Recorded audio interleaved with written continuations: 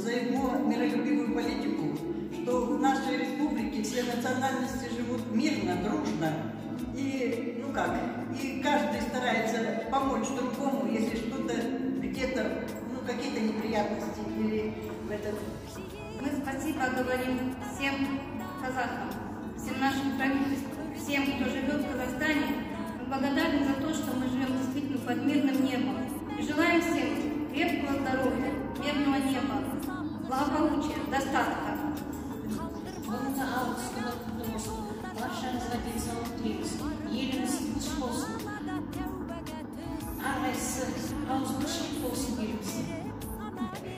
Алғыс күні аталысы бірінші наурыз қар деген бәріне айту алғыс. Өмір берген, жан берген, қуат берген Аллахыма айтамын мен шексіз алғыс.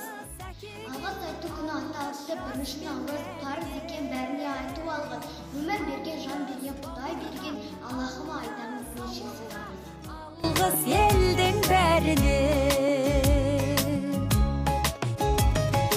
көрінсе тіршілікте күндестерің, жөн болар жылы жұмсақ тілдескенің.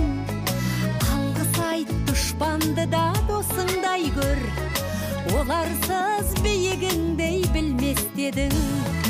Жақсы сөз жанымызды байтар тек, жаманның жала жауып айтар кек.